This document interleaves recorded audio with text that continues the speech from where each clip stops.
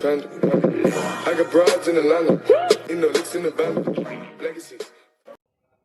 Well hello guys, welcome back to be expert. So आज मैं आप लोगों के लिए एक और बहुत ही ज़्यादा इंपॉर्टेंट वीडियो लेके आई हूँ। मैं आप लोगों के साथ आज डिस्कस करने वाली हूँ कि आपको क्या क्या अपनी लाइफ में डेली रूटीन में ऐड करना है। रूटीन मतलब रोज करना है, चाहे कुछ भी हो जाए। सो मैं आज आपके साथ वो 10 ऐसी चीज़ें शेयर करने वाली हूँ जिसे अगर आप अपनी लाइफ में रूटीन वाइज ऐड कर लेते हो तो आपका सक्सेस ज़्यादा दूर नहीं है आप लोगों से। आप कोई भी एग्जाम क्रैक करने की सोच रहे हो तो आप उस एग्जाम को ज़रूर ही ज़रूर क्रैक कर पाओगे। अगर मैं आप लोगों को लगता है कि मैं किसी भी वीडियो में कोई भी चीज़ हवा में बोलती हूँ तो आप लोग बस सीधे सीधे जाओ, गूगल कर लो, मेरी कोई भी चीज़ बोली है जो मैंने, वो साइंटिफिकली प्रूवन है सारी चीज़ें। ठीक है। इस वीडियो को स्टार्ट करने से पहले मैं आप लोगों को बता देती हूँ कि इस वीडियो में मैंने बहुत सारी छोटी छोटी टॉपिक्स कवर किए हैं। अगर आप लोग उन टॉपिक्स के बारे में डिटेल में वीडियोस देखना चाहते हो तो वो मैंने या तो अपने चैनल पे ऑलरेडी अपलोड कर दी है या फिर आने वाले 1-2 दिन में वो वीडियोस अपलोड हो जाएंगी। डोंट वरी, अगर आप डिटेल में जानना चाहते हो उन छोटे छोटे टॉपिक्स के बारे में तो प्लीज़ मेरी वीडियोस जाके ज़रूर देखना। वो वीडियोस आप लोगों के लिए बहुत हेल्पफुल होती है क्योंकि वो सारी वीडियोस कोई हवा में बातें करके नहीं बनाई गई हैं। वो सारी वीडियो साइंटिफिकली प्रूवन टॉपिक्स के ऊपर ही बनाई गई हैं। Without wasting any further time आज हम लोग डिस्कस करने वाले हैं कि अपनी लाइफ में हम लोग को क्या क्या चीज़ें जो हैं वो इम्प्लीमेंट कर लेनी चाहिए अपने डेली रूटीन में, जिससे हमारा जो सक्सेस रेट है वो इंक्रीज हो जाए, हमारे जो ड्रीम्स हैं वो बहुत जल्दी जो है हमारी मुट्ठी में आ जाए, हम लोग जितना अमीर और जितना सक्सेसफुल बनना चाहते थे वो हम सब ऑक्यूपाई कर ले। तो सबसे पहली चीज़ आ जाती है वो होता है कि अगर आप एक एग्ज़ाम की प्रिपरेशन कर रहे हो, अगर उस एग्ज़ाम को क्रैक करना चाहते हो तो सबसे पहली चीज़ जो आपको इस एग्ज़ाम के बारे में पता होनी चाहिए है वो ये है, एग्ज़ाम डेट से भी ज़्यादा पहले जो चीज़ पता है वो ये है कि आपका सिलेबस क्या है। बहुत सारे लोग ऐसे होते हैं जो प्रिपरेशन करना शुरू कर देते हैं, 1 साल हो जाता है अप्रॉक्स प्रिपरेशन करे बट सिलेबस ही नहीं पता होता। ऐसी प्रिपरेशन का क्या फ़ायदा जब आपको सिलेबस ही नहीं पता। एक चीज़ हमेशा ध्यान रखना, it is a time consuming process जो मैं भी आपको बताने वाली हूँ, बट ये आपको लॉन्ग टर्म में बहुत ज़्यादा हेल्प करने वाला है। आपको जिस दिन आप सोचते हो कि ठीक है मुझे एक पर्टिकुलर एग्जाम क्रैक करना है, सपोज हम बात कर लेते हैं, अगर आप यूपीएससी की प्रिपरेशन करना शुरू कर रहे हो तो आपको बस एक चीज़ करनी है, स्टार्टिंग के 1 हफ्ता या फिर 10 दिन तक लग सकते हैं क्योंकि यूपीएससी का सिलेबस बहुत ज़्यादा वास्ट होता है।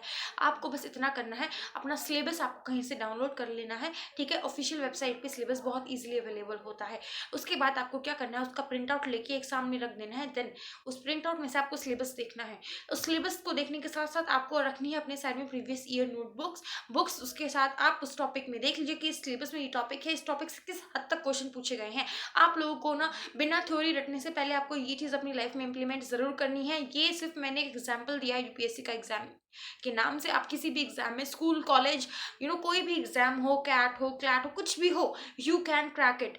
बट अगर आप लोगों को सिलेबस नहीं पता है ना, आप अंधाधुंध कुछ भी पढ़ने लग जाओगे तो या तो वो चीज़ें आधे से ज़्यादा वेस्ट होंगी और प्लस जो इंपॉर्टेंट चीज़ें हैं वो आपकी जो है लाइफ से और जो आपकी प्रिपरेशन है इससे छूट जाएंगी। ठीक है, उसके बाद आ जाती है दूसरी चीज़ जो बहुत लोग पूछते हैं, what is the right time to start the preparation. Preparation शुरू करने का सही टाइम क्या है। एक चीज़ मैं आपको बता देती हूँ, ना आज सही टाइम है, ना कल सही टाइम था, ना परसों सही टाइम होगा और ना ही आने वाले 10 दिन बाद सही टाइम होगा। सही टाइम है आज, अभी, इसी वक्त। यानी कि जिस दिन ठान लेना मुझे ये काम करना है उसी दिन से उसकी तैयारी करना शुरू कर देना। ठीक है, अगर आपको लगता है कि अभी आपने जस्ट 12th पास आउट की है, अभी ग्रेजुएशन कंप्लीट होने में 3 साल लगेंगे एंड आपके पास 3 साल है प्रिपरेशन करने को, तो ये चीज़ अपने दिमाग से निकाल दो कि लाने वाले लास्ट ईयर में आप एकदम से पढ़ के क्रैक कर लोगे कोई भी एग्जाम। एक चीज़ हमेशा ध्यान रखना कि थोड़ा थोड़ा पढ़ना आज से ही शुरू कर दो। जिस दिन दिमाग में आ गई कि मुझे इस एग्जाम के बारे में प्रिपरेशन करनी है, मुझे इस एग्जाम को क्रैक करना है, मुझे ये जॉब चाहिए, उसके लिए मुझे ये एग्जाम क्रैक करना है, आप लोग उसे दिन से प्रिपरेशन करना शुरू कर दो। चाहे दिन से शुरुआत में 15 से 20 मिनट निकाल के धीरे धीरे से घंटों में डिवाइड कर देना।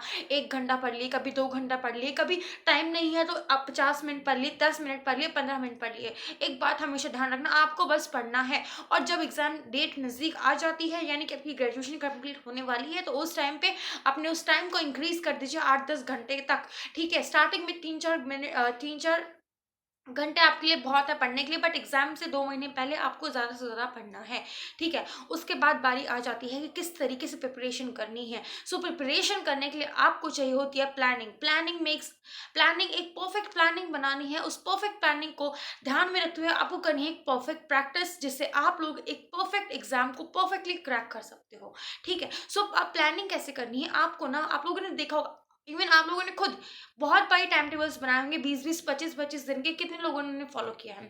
मैक्स टू मैक्स एक टाइम टेबल 3 या 4 दिन चलता है, तो उसी तरीके से टाइम टेबल बनाइए ना, उसी तरीके से प्लानिंग कर लीजिए। जो आपको पता है कि मैं अगर कोई टाइम टेबल बनाता हूँ या बनाती हूँ, तो मैं उस टाइम टेबल को 3-4 दिन से ज़्यादा फॉलो नहीं कर सकता, तो आप बस 3-3 दिन के स्लॉट में टाइम टेबल बनाइए। आप एक पर्टिकुलर पेज लीजिए, उस पे आप लिख दीजिए कि मुझे ये और ये टॉपिक्स कवर करने हैं, मुझे ये 5 टॉपिक्स कवर करने हैं आने वाले 3 दिन में। उसके बाद उन टॉपिक्स को डिवाइड कर लीजिए डे वाइज, यानी कि 3 दिन वाले प्लान को भी आपको डेज में डिवाइड करना है, पर डे प्लानिंग करनी है, ठीक है। और दिन शुरू होने से पहले जिस टाइम आप उठते हो उस टाइम आपको चेक करना है कि आज आपने क्या क्या याद करना है और क्या किस किस बारे में पढ़ना है। उसके बाद डे खत्म होने के बाद आपको खुद एनालाइज करना है कि आपने क्या क्या पढ़ लिया है और क्या क्या नहीं पढ़ा है। एक बात हमेशा ध्यान रखना, जब तक एनालाइज करोगे नहीं, जब तक आप लोग ध्यान नहीं दोगे इस बात पे कि आपने क्या क्या कवर कर लिया है और कितना बाकी है, तो आप लोग ना, वो प्रेशर होती है ना एग्जाम की प्रिपरेशन करने वाला, वो कभी फील ही नहीं कर पाओगे, जिसकी वजह से बहुत सारी प्रॉब्लम फेस कर सकते। अब जो फोर्थ चीज़ आ जाती है वो है हमारा टाइम मैनेजमेंट, ठीक है। हम लोग किस तरीके से टाइम मैनेजमेंट करें कि जो है हम कोई भी एग्ज़ाम बहुत इजीली और स्मूथली क्रैक कर सके। तो एक चीज़ हमेशा ध्यान रखना कि आप लोग को आना चाहिए टाइम मैनेजमेंट, यानी कि अपने सारे काम करने के बाद भी आप जो है एक पर्टिकुलर टाइम निकाल लो अपनी स्टडीज़ के लिए भी, और उस टाइम को आप कभी भी वेस्ट ना करो, ठीक है। सबसे पहली चीज़ आप लोगों को ये डिसाइड करना है कि आपका एग्ज़ाम कितनी दूर है आपसे, और उसी हिसाब से आपको अपनी प्रिपरेशन शुरू करनी है। अगर आप एक साल के अंदर ही कोई एग्ज़ाम क्रैक करना चाहते हो, तो आपको उसी एक साल के हिसाब से टाइम मैनेजमेंट करनी है। अगर आपके पास किसी एग्ज़ाम को क्रैक करने के लिए 2 या 3 साल है, तो उस हिसाब से आपको टाइम मैनेजमेंट करनी है।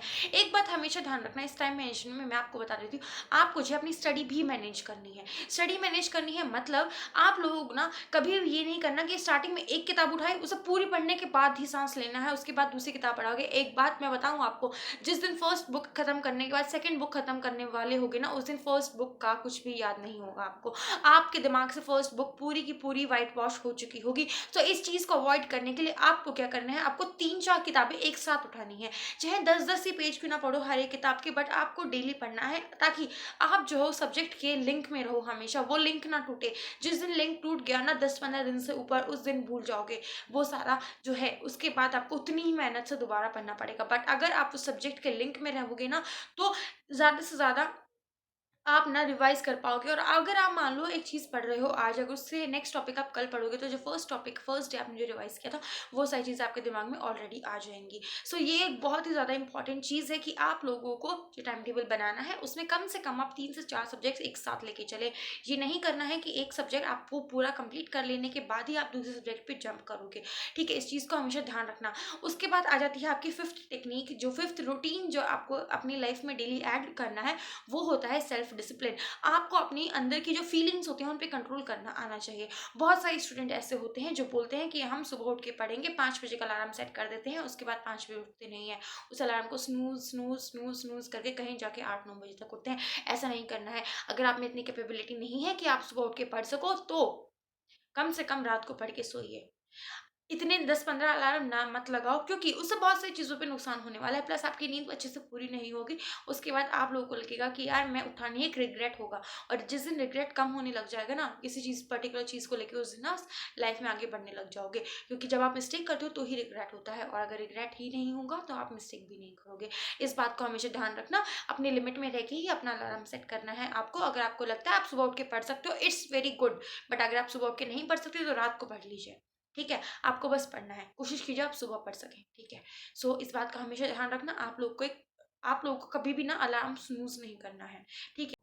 हमेशा इस बात का ध्यान रखना, आपको अगर पता है कि आप लोगों को इस टाइम पढ़ना है, तो अपने फ़ोन को या तो फ्लाइट मोड पे डाल दीजिए, और अगर फ्लाइट मोड पे नहीं डाल सकते तो साइलेंट करके और नेट ऑफ करके साइड में रख दीजिए। कोई भी डिस्ट्रैक्शंस नहीं होनी चाहिए लाइफ में। अगर आपको लगता है आपकी लाइफ में बहुत सारे डिस्ट्रैक्शंस हैं और आप कैसे उन डिस्ट्रैक्शन से डील कर सकते हो, सो मैंने डिस्ट्रैक्शन के ऊपर ऑलरेडी एक वीडियो बना रखी है, आप उस वीडियो को जाके देखिए, ताकि आप अपनी लाइफ से डिस्ट्रैक्शंस को मिनिमम कर सकें और अपनी लाइफ में एक स्मूथली अपनी सक्सेस जर्नी पे चल सकें, ठीक है। उसके उसके बाद आ जाती है अगली चीज़, वो है अपनी बॉडी को फिट रखना। एक बात हमेशा ध्यान रखना कि जो जितने भी आप एग्ज़ाम देते हो ना, बहुत हायर लेवल के एग्ज़ाम्स में ना मेडिकल होता है, और अगर दिन रात पढ़ते रहोगे ना, ओवरवेट हो जाओगे, बहुत सारे ऐसे डिजीज़ आ जाएँगे जो आपकी लाइफ में, आपके मेडिकल में आपको निकाल देंगे। क्या फ़ायदा है उस एग्ज़ाम को क्रैक करने का? तो इस बात को हमेशा ध्यान रखना कि आपको सुबह उठ के कम से कम 15 से 20 मिनट एक्सरसाइज करना है, 15 से 20 मिनट कार्डियो वर्कआउट करना है। अगर स्टार्टिंग में नहीं कर पा रहे हो, कोई बात नहीं, वॉक से शुरू करो, धीरे धीरे आपको आदत हो जाएगी सुबह उठ के एक्सरसाइज करने की। सुबह उठ के एक्सरसाइज करने के बहुत सारे बेनिफिट्स हैं, ठीक है। उसके अलावा बात आ जाती है अपनी नेक्स्ट हैबिट जो आपको रूटीन में ऐड ऑन करनी है, वो है कि बहुत सारे स्टूडेंट ऐसे होते हैं जो एग्जाम टाइम में बहुत ज़्यादा प्रेशर फील करते हैं, ठीक है। जितना प्रेशर कुकर में होता है ना, उससे भी ज़्यादा प्रेशर फील करते हैं, ऐसा लगता है बस अभी दिमाग फट जाएगा। सो उस चीज़ को आप अपनी ही हैबिट से सुधार सकते हो। आपको कुछ नहीं करना है, बस 4-5 मिनट डेली मेडिटेशन करना है।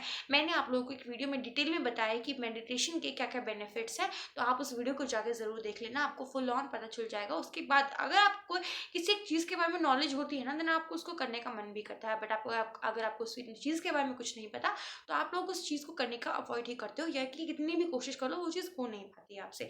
उसके बाद अगली चीज़ आ जाती है कि आप लोगों को जो है अपने आप को चेक करते रहना है, ठीक है। अब अपने आप को चेक कैसे करोगे? आप लोग को टाइम टू टाइम एक पर्टिकुलर स्लॉट लगा लीजिए, 2 हफ्ते, 3 हफ्ते या फिर महीने में एक बारी आपको एग्जाम देनी है, आपको टेस्ट देनी है। या तो आप कोई टेस्ट सीरीज ले लीजिए किसी कोचिंग की, या फिर आप जो है वो खुद से अपने प्रीवियस ईयर उठा के, किसी भी एक साल का प्रीवियस ईयर उठाया, देन उसे सॉल्व करने लग गए आप, ठीक है। चैप्टर वाइज प्रीवियस ईयर्स भी आते हैं, ताकि अगर आपने फुल सिलेबस प्रिपरेशन नहीं हुई है तो आप तभी भी एग्जाम दे सको। एक सेफ ना, अच्छे से ना एग्ज़ाम देना, ये नहीं है कि आप ना आंसर्स देख-देख के जो है एग्ज़ाम दे रहे हो। ऐसा कुछ नहीं करना है आपको। आप लोगों को अपनी तरफ से एकदम ऑनेस्ट रिव्यू देखना है अपने आप का। अगर आपको आप उसे किसी, ना तो किसी के साथ शेयर करने वाले हो, और ना ही उस ऑनेस्ट रिव्यू से आपको कोई और इफ़ेक्ट करने वाला है, ठीक है। उसके बाद नेक्स्ट चीज़ आ जाती है अंडरस्टैंडिंग। आप लोगों को ना चीज़ों को अंडरस्टैंड करना सीखना है। जब तक चीज़ों को रटोगे ना, तब तक वो चीज़ें इम्प्लीमेंट नहीं कर पाओगे अपनी लाइफ़ में। जब तक चीज़ें रटोगे ना, तो वो एक टाइम के बाद भूल जाओगे। सो आप लोगों को क्या करना है, अपना समझना है, आपको समझने पे फोकस करना है, ना कि रटने पे। आप कोई तोता नहीं हो, आप रटू तोता, आपको रटू तोता नहीं बनना, आपको सिर्फ चीज़ें समझनी है। जितनी ज़्यादा चीज़ें समझोगे ना, वो उतनी ही ज़्यादा देर तक याद रहने वाली हैं, वो उतनी ही जल्दी आपकी लॉन्ग टर्म मेमोरी में शिफ्ट हो जाएंगी, ठीक है। तो इस चीज़ को हमेशा ध्यान रखना कि आप लोगों को ना सिर्फ और सिर्फ अंडरस्टैंडिंग पे ध्यान देना है, रटने पे ध्यान नहीं देना। हाँ, कुछ ऐसी चीज़ें होती है जो रटनी ही पड़ती हैं, जैसे कि कुछ डेट्स हो गए। अब डेट्स में भी फिर भी आप स्टोरीज बना के याद रखिए। आप कोई भी चीज़ को प्रिपेयर करते हो ना, तो उसे पहले तो समझ लीजिए, उसके बाद खुद से ही इमेजिनेशन में अपनी एक इमेजिनेटरी स्टोरी डेवलप कर लीजिए, ठीक है। जिस दिन ये हैबिट डाल लोगे ना, उस दिन लाइफ में आपको कुछ भी रटने की जरूरत नहीं पड़ेगी, और बार बारी मुंह पे आंसर होता है, बट ना एग्जाम सेंटर में बैठ के वो स्ट्राइक नहीं हो पाता, तो ये गलती भी कभी नहीं होगी। हमेशा चीज़ों को समझना, प्लस उसे डे टू डे लाइफ से इंटरकनेक्ट करना सीख लीजिए। उसके बाद लास्ट चीज़ आ जाती है एक प्रॉपर गाइडेंस। अगर आप एक एग्जाम फील्ड में जाना चाहते हो, एक पर्टिकुलर एग्जाम को क्रैक करना चाहते हो, तो उस चीज़ के लिए आपको एक सीनियर की हेल्प लेनी होगी, जो आपको प्रॉपरली गाइड कर सकेगा, ठीक है। उसमें टीचर्स हो सकते हैं, कोई फैमिली का कोई रिलेटिव हो सकता है, कोई भी इंसान जो आपको उस पर्टिकुलर एग्जाम के बारे में प्रॉपर इन्फॉर्मेशन दे सके। आपको उस बंदे से पहले जाके पूछ लेना है, एक प्रॉपर गाइडेंस ले लेनी है, उसके बाद ही प्रिपरेशन स्टार्ट करनी है। ये सारी चीज़ें आपको अपनी लाइफ में डेली इंप्लीमेंट करनी है। मैंने आज आपको 10 की 10 हैबिट्स जो भी बताई हैं, आप लोगों को उसे हमेशा टाइम टू टाइम फॉलो करते रहना है। डेली रूटीन का मतलब यही होता है कि आप उस चीज़ को डेली करोगे, ठीक है। उसके अलावा आप लोगों को जो है नोट्स मेकिंग करनी है। एक ही 11th हैबिट्स मैं बता देती हूँ कि बने बनाए नोट्स ना इतने ज़्यादा इफेक्टिव नहीं होते, क्योंकि वो किसी और की मेहनत है। किसी और की मेहनत पे अगर आप सोचोगे कि आपको भी सक्सेस मिल जाए, ऐसा नहीं होगा। आपको अपने खुद के नोट्स बनाने चाहिए, आपको खुद के नोट्स बनाने आने चाहिए, ठीक है। आपको सीखना पड़ेगा अगर नहीं आते हैं। और अगर आप लोग ना वो लंबे चौड़े थ्योरी वाले नोट्स बनाते हो, तो उस चीज़ को प्लीज़ अवॉइड कर दीजिए, क्योंकि ये नोट्स आपको लॉन्ग टर्म में हेल्प नहीं करेंगे। अगर आप जानना चाहते हो कि मोस्ट इफेक्टिव और सबसे छोटे नोट्स कैसे बनाने हैं, तो आप मेरी लास्ट वीडियो जाकर ज़रूर देखना, मैंने इस टॉपिक पे ऑलरेडी वीडियो बना रखी है। सो आज मैंने आपको कुछ ऐसी चीज़ें बता दी हैं, 11 most important daily routine habits, जो आपको अगर अपनी लाइफ में इंप्लीमेंट कर लेते हो, तो आपको सक्सेस जरूर मिलेगा। So I hope you like this video. अगर इस वीडियो में कुछ भी आपको रिलेटेबल लगा हो, कुछ भी समझ में आया हो, तो कमेंट सेक्शन में अपनी राय छोड़ के जरूर जाना। अगर आप इस वीडियो को अपने फ्रेंड्स एंड फैमिली के साथ शेयर करोगे, तो उन लोगों का भी फायदा होगा, ठीक है। उसके अलावा अगर आप बी एक्सपर्ट पे नए हो, तो प्लीज बी एक्सपर्ट को सब्सक्राइब कर लीजिए। बी एक्सपर्ट पे आपको education related, mind exercises, focusing power increase करना, मेडिटेशन और सेल्फ ग्रूमिंग टेक्निक्स, और कैसे कैसे बेस्ट आउट ऑफ बेस्ट मैं आपको ला के देती हूँ हर एक वीडियो में, ठीक है। आपको यहाँ पे भर भर के बहुत सारी वीडियोस मिलेंगी हर एक टॉपिक से रिलेटेड, एंड बहुत सारी वीडियो ऑलरेडी अपलोड हो चुकी हैं और बहुत सारी वीडियोस आने वाले टाइम पे अपलोड हो जाएंगी, सो डोंट वरी। और सब्सक्राइब करने के बाद बेल नोटिफिकेशन आइकन को भी ज़रूर प्रेस कर दीजिएगा, ताकि आपको मेरी वीडियो अपलोड होते ही आपको नोटिफिकेशन मिल जाए और आपको ज़्यादा देर ना हो वीडियो देखने में। सो अब हम मिलते हैं अपनी नेक्स्ट वीडियो में, तब तक के लिए गुड बाय, थैंक यू।